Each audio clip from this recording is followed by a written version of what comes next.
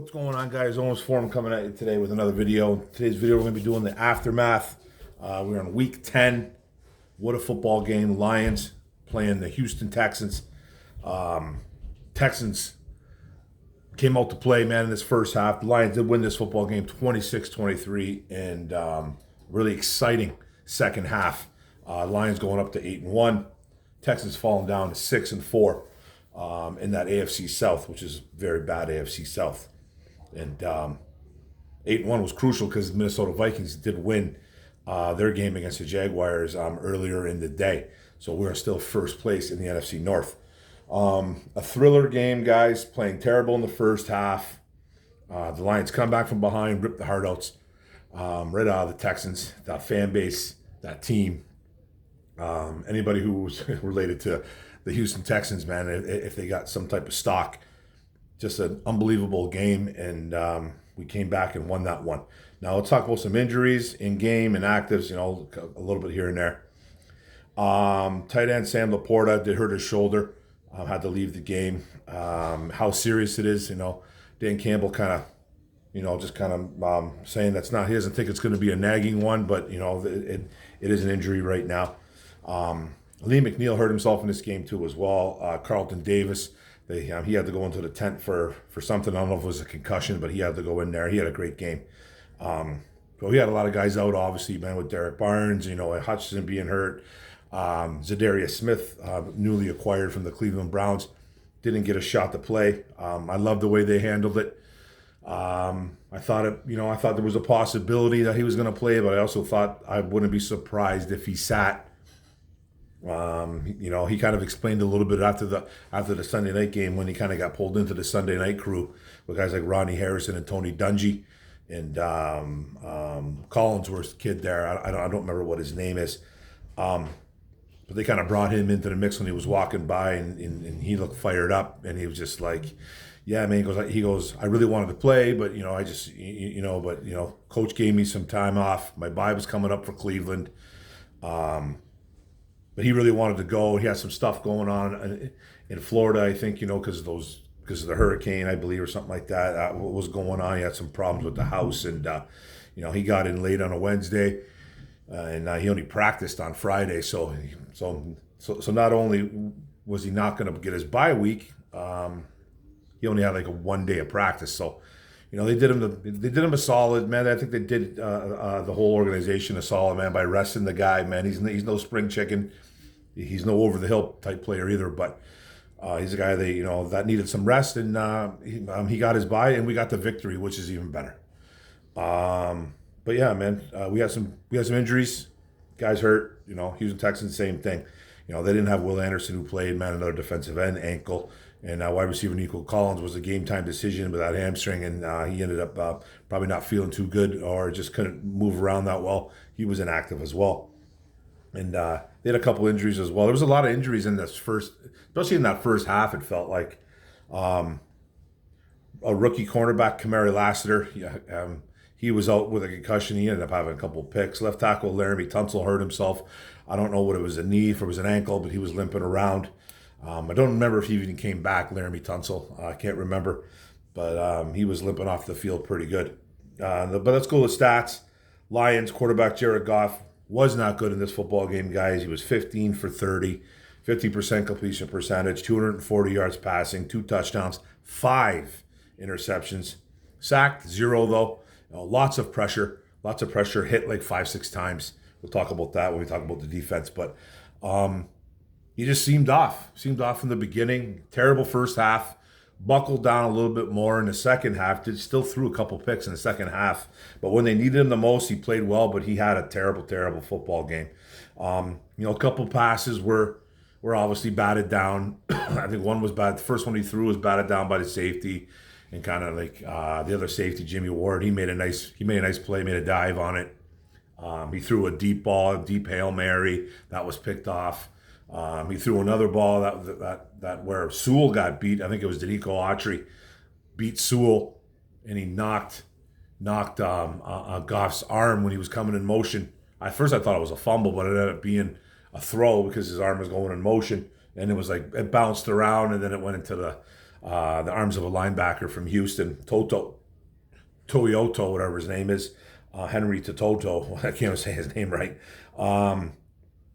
Just a lot of like bounce balls, but he just had a couple. Just a lot of his throws were off. He just did not have a good game, and that was the facts, man. And then running back Jahmyr Gibbs, he was 19 carries for 71 yards and 3.7. A couple nice runs in the second half. Running back David Montgomery, he's only 12 for 32. Did have a fumble, not a fumble loss though, but did fumble the ball. 2.7 yards a carry. He did have a touchdown though. He ran a little bit better in the second half too. Goff had a couple yards too. Goff had a big third down run actually. It was like 3rd and 3 or 3rd and 4, whatever it was. And he ended up running to the sidelines and got a first down. You don't see that much. But they had 105 yards as a unit. They couldn't get the ball really moving well. But you can tell that when it came push come to shove in the second half, they dominated in the run game. And guys like Sewell were just bullying guys in the second half. Receiving, tight end Sam Laporta was 3 catches for 66 yards, had a nice touchdown, a nice little bootleg, 22 yards a catch, 6 targets. He got more involved. Hopefully his injury's not too serious, man. It'd be nice. They were throwing the ball to him deep too. They were taking deep shots with him, 22 yards a pop. So, but he was looking good. Hopefully it's not too serious. He's always nicked up, but hopefully he comes back strong this week. Then wide receiver Amon-Ra St. Brown, 6 for 60, had a touchdown, 10 yards a catch, 8 targets. He didn't, you could tell he was visibly upset maybe during the first half, man. He was getting locked up. He was getting locked up, man. They were doubling him at times too. Everyone says that Amon-Ra is just a slot guy. It's not true, man. The Collinsworth said it best. A lot of people scoff at Collinsworth, but he said it best. He goes, when you take away St. Brown in this offense, it changes up. And, that could have been some of the reason why Goff was a little bit off at first. You know what I mean? He just couldn't find him. Couldn't get him the ball. But he came up clutch later on in the football game. And he did his thing. I think it was 7 games now. I think it's 7 games in a row now with a touchdown. So looking good out there. Took him a while to get going. He didn't even have a celly. He didn't have a celebration. Just kind of threw the ball up in the air. Looked like he was a little bit pissed. And kind of just jogged off, and that's okay. Then wide receiver, Jameson Williams was 3 catches, 53 yards, 17.7 yards a catch on 5 targets. He made a couple. He made one really, really nice catch. Actually, he made 2 really nice catches in this game. One where he kind of had to go behind him. Goff kind of threw the ball a little bit behind him, and Jamo had to reach and catch it. One where he went up between 2 guys and got just absolutely smashed in the ribs, held onto the football, brought it in. Then one where he made kind of like the third one was kind of on him. It was right in his arms, right in his hands, and bouncing it. Then it was double caught, bounced in the air again, and he caught it. That was kind of on Jamo. But he did his thing. Goff tried to hit him deep a couple, I think at least twice in this game. The one where he threw the pick, that was a really bad throw by Goff, I thought. But Jamo's back, so hopefully he can stay healthy and he can stay clean. Running back Jahmyr Gibbs had 2 catches, 37 yards on 18.5 yards a catch, 3 targets. And running back David Montgomery was 1 catch for 24 yards on a really nice one too as well. On I think that was a big third down as well too late in the game on 2 targets. Now defense, man, I thought the defense played exceptional in the second half. They were they were elite in the second half. Safety Brian Branch had 10 tackles, tackle for loss, 2 pass breakups, quarterback hit. I could have swore he had more than 2 pass breakups. He was a man possessed. He played really well, making a lot of tackles in the run game, playing almost like a linebacker, playing the pass exceptionally well. It was very impressive. He had a great game. Linebacker Jack Campbell, 7 tackles and a pass breakup. Defensive tackle Lee McNeil had 6 tackles, 2 tackles for loss, a quarterback hit, and a sack. He played really well, I thought, as well, too. Defensive end Joshua Pascal, 5 tackles, 2 tackles for loss, a quarterback hit, and a sack as well.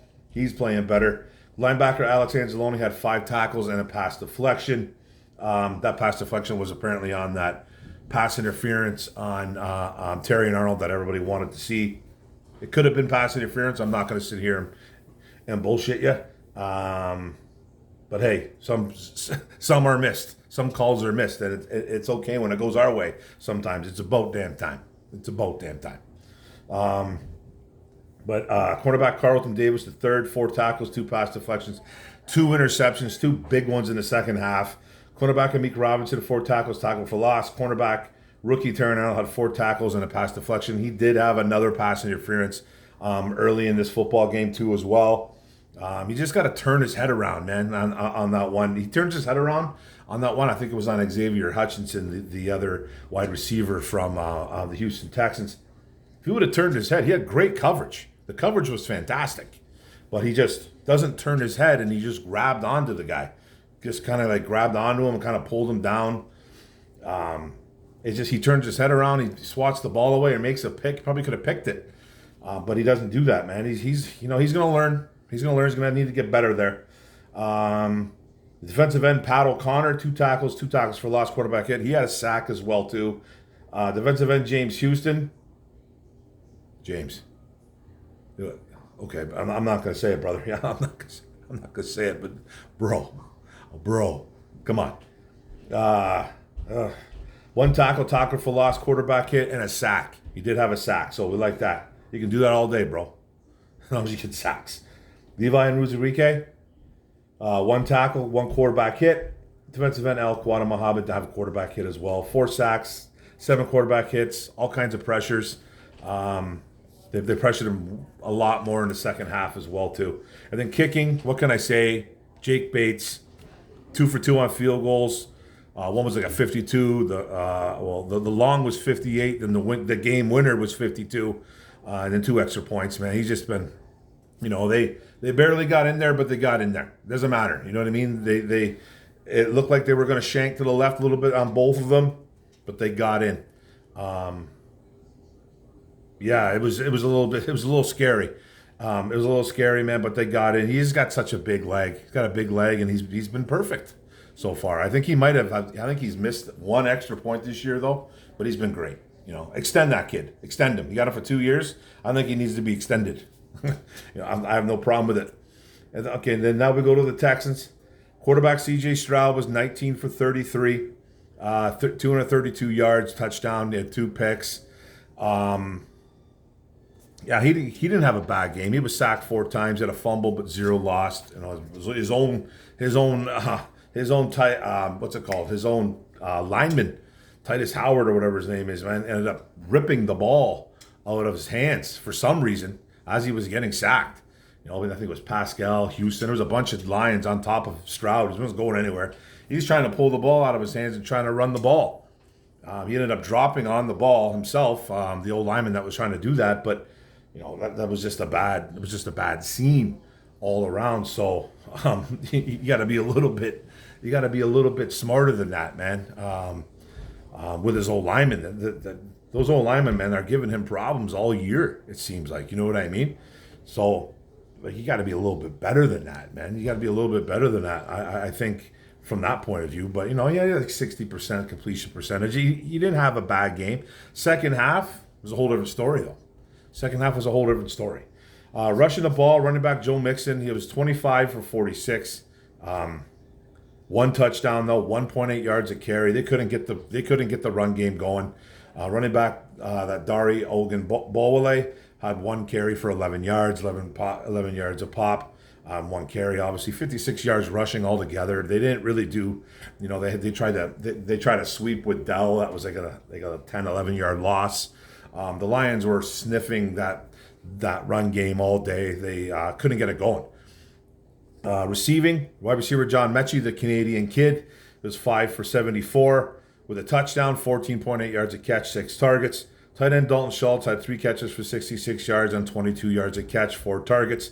Running back Joe Mixon had 2 catches for 44 yards, 22 yards a catch, 4 targets. And wide receiver Tank Dell had 5 catches for 39 yards at 7.8 yards a catch, 9 targets. So they were trying to get Dell going pretty good. Couldn't get him going too much, but Mechie had a really nice day. Mechie the third for the Houston Texans. And then the defense, linebacker Aziz Al-Shair had 8 tackles, 2 tackles for loss, had a forced fumble. Defensive end Daniil Hunter had 7 tackles and a QB hit. Linebacker Henry Tuo, 6 tackles, tackle for loss, 1 pass breakup and an interception. Safety Jalen Petrie, 6 tackles, pass breakup, 1 quarterback hit. Safety Jimmy Ward, 5 tackles, 1 pass breakup, 1 pick. Defensive tackle, Tommy Togai, 3 tackles, a pass breakup. Safety, rookie, Caden Bullock, 3 tackles, 1 pass breakup, and 1 interception. Defensive tackle, Tim Settle Jr., 2 tackles, and a quarterback hit as well. Corner, Derek Stingley Jr., 3 tackles, 1 pass breakup. Defensive end, Daniel Atre, 2 tackles, 1 pass deflection, 1 quarterback hit. That was the one where he beat Sewell. He beat Sewell pretty good on that one. I was really shocked that Sewell got beat like that. You don't see Sewell getting beat like that, and made a nice move on Sewell. You don't see it much, and when you look, and then when you see it, make sure your eyes aren't closed, man, because it's very rare. Very rare to see the big number 58 to get beat like that. And he got beat pretty good, but he handled him pretty much all. There was a couple times where you saw Sewell literally pick that man up and throw him to the ground. It seemed like he pushed him over a bunch of times. He pancaked him a few times, man. But he got him on that one. Quarterback, rookie, Kamari Lassiter. Tackle, he had a couple pass deflections as well and 2 picks. Defensive end Derek Barnett was pretty much starting for Will Anderson there. Had a quarterback hit, didn't really get on the scoreboard too much. But they had 9 pass breakups overall, 5 interceptions. No sacks, which I was really shocked. A lot of pressures though. They hit Goff about 5-6 times. They got him good. Hit him pretty solid a few times. But no sacks. And Goff had some time, but there were some pressures as well, like I said. But let's go to the team stats, and we'll talk about the game. Team stats: first downs, Lions had 19 first downs. Texans had 16. Third downs, we were 7-12. The Texans were 6-15, 6 for 15. Fourth downs, nobody went for it in this game. Not even the Lions, not even the Texans.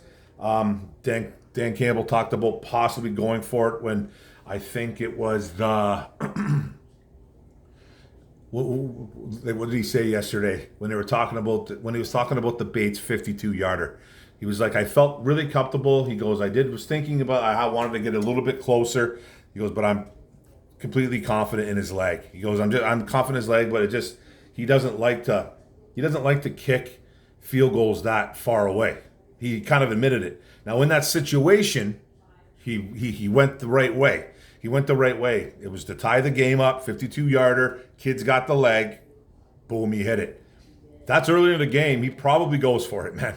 He probably does. It was like a 4th and 3 or whatever it was, 4th and 4. He's probably going for it earlier in that football game. He just is. He's got confidence in his defense, and he's got much confidence in his offense. So there's that, but nobody went for it on this game.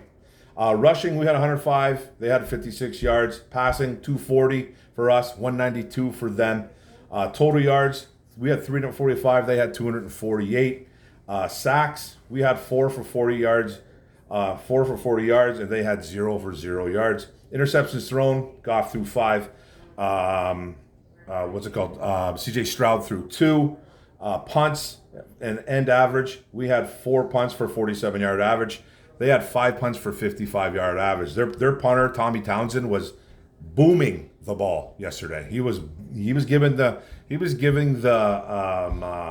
Houston Texans, or the Lions, really bad field position.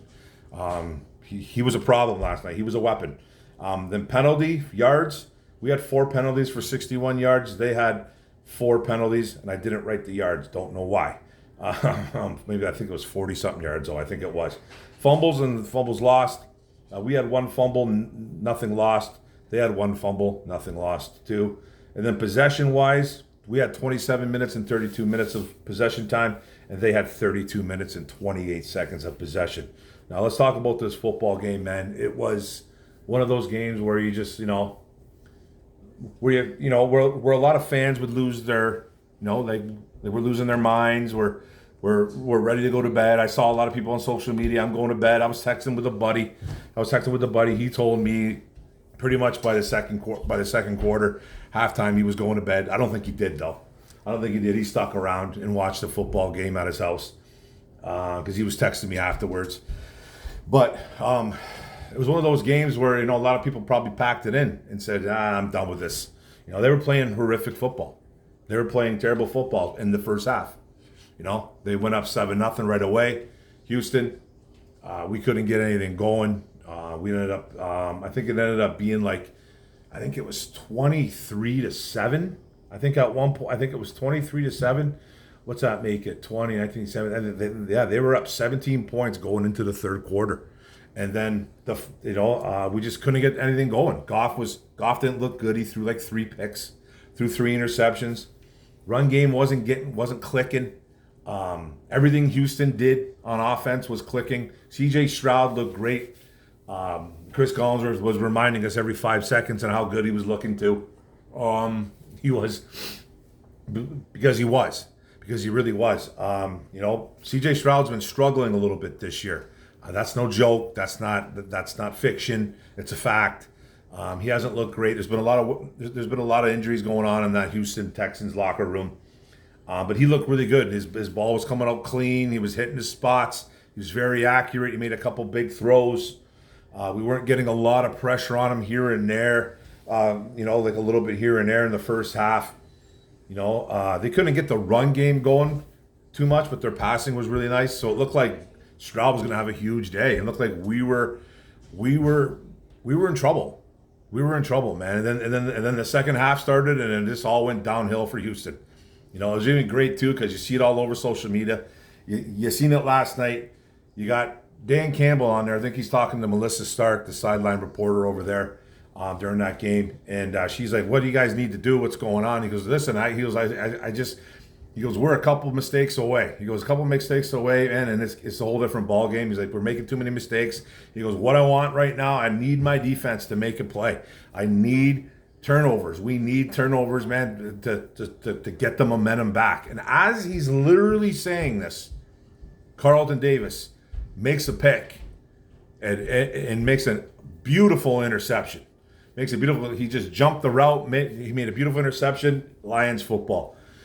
They reviewed it too, and I thought it was going to get overturned because I thought the ball might have hit the ground, but it ended up Carlton Davis's hand hit the turf. Ball didn't move. It was perfect. It was just a thing of beauty. But it was in the stars, man. And then from there, Goff just threw a pick right away though. Like it just wasn't like it's like, oh man, God, But then that Lions defense, they kept tightening up. They kept putting the screws down, man. It was just like, they were just tightening it down, man. They were just doing things, man, that was frustrating Stroud. Couldn't get the run game going. He couldn't get to his guys. There was more pressures going on. The defense played out of their minds. Defense played out of their minds in the second half. And we ended up scoring 19 points. 19 points, man. 19, 20 points or wherever it was. And to win that football game, unanswered, because Stroud and company did nothing afterwards, nothing. They didn't even get, I think the closest they got to like a 58, 59-yard field goal attempt or whatever, maybe 57, I forget what it was, and their field goal kicker shanked it left, like way left, but. That defense just locked it down. Everything. They did everything well, man. Arnold played well, I think, in the second half. Carlton Davis played lights out. Brian Branch was fantastic.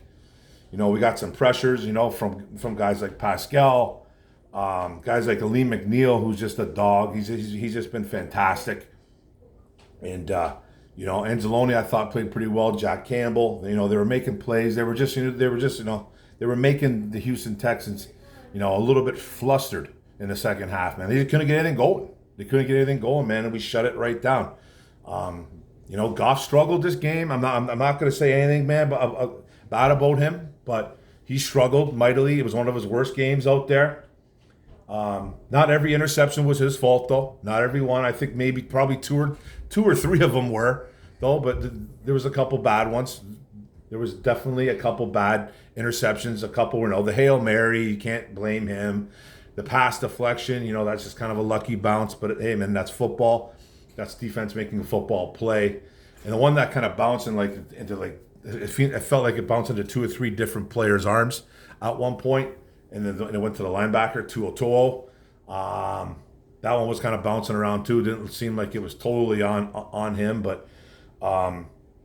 he came through in the clutch. And then Amon Ross, who was pretty quiet most of the game, came through in the clutch, had the big touchdown too.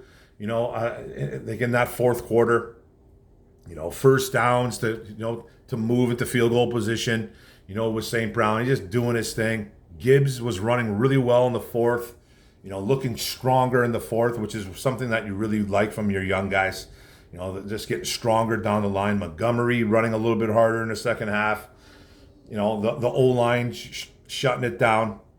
Goff playing better. And then I can't say enough about the defense. I just can't say enough about the defense was lights out. They even said it on the radio. They're like, this was like Aaron Glenn's audition tape for a head coaching job. I don't know if he's going to be a head coach. I don't know if Aaron Glenn's going to leave. I don't know Ben Johnson's going to leave. Not too worried about it right now. But those guys are really putting some really good things on their resume. They really are. Both these guys. This window is open now, guys. Because I don't know what's going to happen in the future with this coaching staff. Because it's all about going into that next level. There's rumors out there that Ben Johnson doesn't want a head coaching job.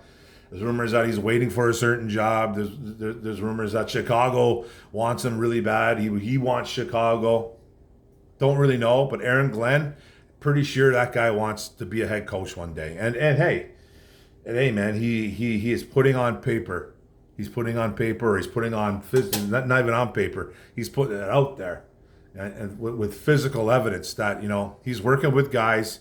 He's not working with a bunch of superstars on this team. We got some really good players on this defense, like Branch and Kirby Joseph. I love Aleem McNeil. I like Jack Campbell, Anzalone. I think our safety group is elite. I really do. Other than that, Hutchinson was elite. So those guys do help, but he's just putting good stuff on paper and on the field. So. That was just a great game by the defense. I can't talk enough about it. I wish I could talk about it for another 2 hours. Really, man. They just were so impressive. They just were so impressive. You got guys like Pat O'Connor out there making plays. Like, that's incredible. You know what I mean? It's a guy that was drafted 7th round in, 2016, 2000. I forget. Bob Quinn drafted that guy in the 7th round. Then he went off to Tampa Bay. He might have won a ring for Tampa. I think he did win a ring for Tampa when Brady was there. And he's back. He's making plays. You gotta love that, man. You really gotta love that, man. That Aaron Glenn's putting guys. He's putting guys, man, that normally don't, that are not playmakers, into position to make plays. And that's all you want. That's all you want as a player. It's all you want, man. This team is something. This team really is. Like, I should be doing this separately, talking about this, but this is a special football team, guys. I'm going way up. I'm gonna hit 30 minutes probably on this one, but this team's special. This team's special, man, because you're gonna have guys leaving. Coaching staff is what I'm talking about. You're gonna have coaching staff leaving this team because other teams are gonna want them and they're gonna want to pay them, unless Sheila's willing to give people all kinds of money. And I'm not just saying it's about money, but a lot of it is, and a lot of these guys just want to elevate, right? They want to elevate, man. They want to climb the ladder, become head coaches, become assistants, become this, become that, become coordinators, man. It's just, teams are going to try to poach off this coaching staff because they're special. So we need to win this, man. This team is built to win. This was a gritty win. This was a win. It's never been done. It hasn't been done since 54, down more than 50. I think the graphic was 15 points, and your quarterback threw 5 interceptions. It hasn't been done since 1950s. And I think there's another graphic where your quarterback threw over 4. It was 4 picks. I think Seattle did. Who did it from Seattle? It was a recent. It was just a recent one. Did I write it down?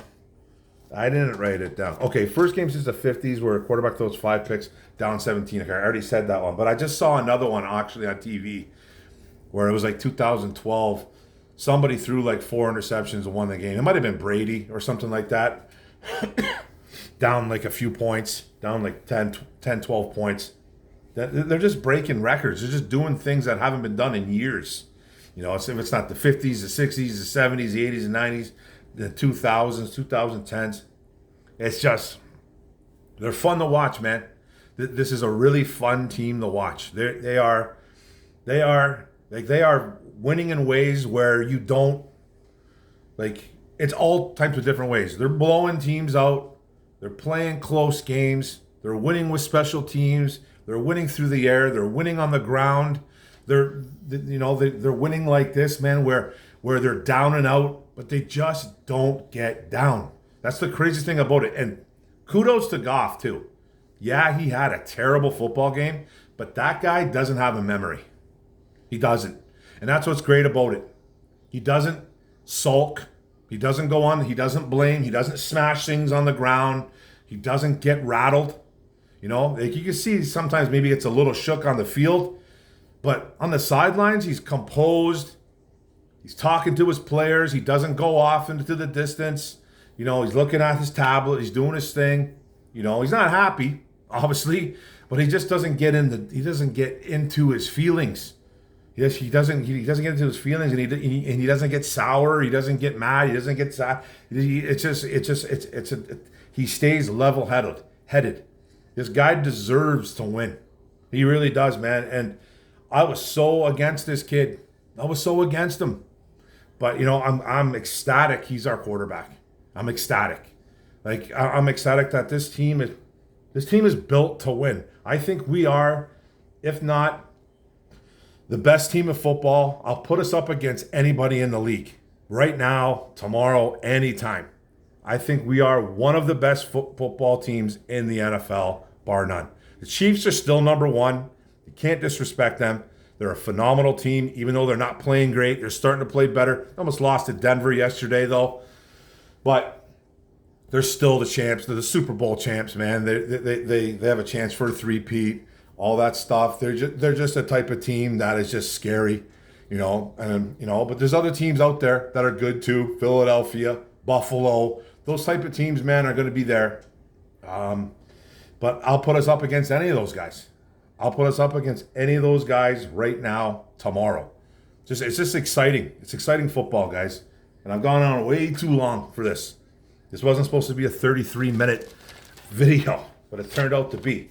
But hey, guys, 26-23, Detroit Lions in a thriller, especially that second half, obviously. First half, everybody was kind of doing the night-night dodos.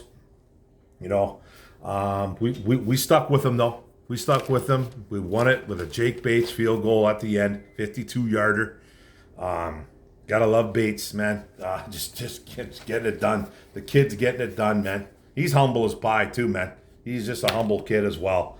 I love it. I just love everything about this football team. I love everything about it, man. I love that everyone's trying to downplay everything that we do. Minnesota fans, Vikings fans, Packers fans, Bears fans. They just love to downplay it. You've won no Super Bowls. I think, that's all they got. That's all they got. And it is big. It is big that we don't got any Super Bowls, but we like to stay in the present. We don't go back to the future. But that's it, guys. I'm done. So thanks a lot, guys. I appreciate it. Don't forget the subscribe button at the bottom right. Don't forget the notification bell up top. Don't forget to like, comment, share this out. What do you guys think, man? What a ball game. 8-1. Up next, we are playing the Jacksonville Jaguars, I believe, at home, finally, at 1 o'clock game. We're back home, I think, for a little bit of a stretch, maybe. I think we're back for a couple games at least. Coming up, 2 out of 3 or something like that. So, nice to be back home. Take care of the Jaguars. The Jaguars got some problems themselves. So, I don't see this being the trap game, but we'll talk about that later on. But thanks a lot, guys. Don't forget the subscribe button. Don't forget the notification bell up top. Don't forget to like, comment, share this out. What do you guys think, man? Detroit Lions, baby. Well, let's go. Boom.